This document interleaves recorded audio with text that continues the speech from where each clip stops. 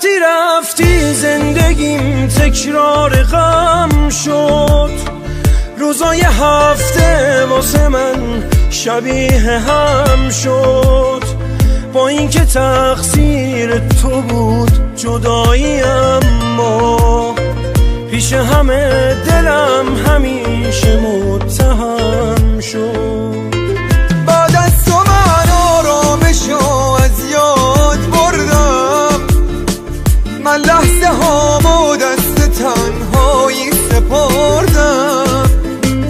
میگن فراموشش کن و با زندگی کن، اما نمیدونن که من چند سال مردم.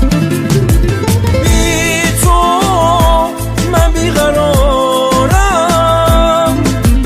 تا کی طاقت بیارم. بی تو بی خونه زندونه، کسی نمیدونه حال منو اصلا. برگرد نبودن درده، ببین چی کار کرده این فاصله با من.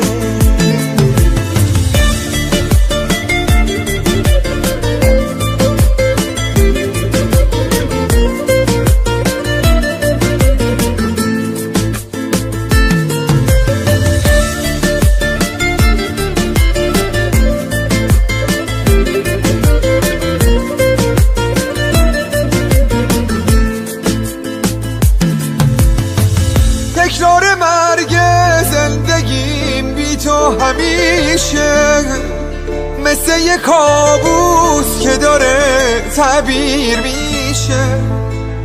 شدم مثل دیوونه‌ای تنها تر از غم، که پا به پای خاطراتت پیر میشه.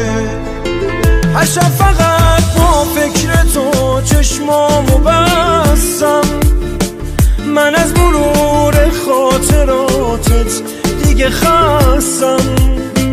چند ساله که دلتنگیامو گریه کردم، چند ساله که تو آینه ها بی تو شکستم.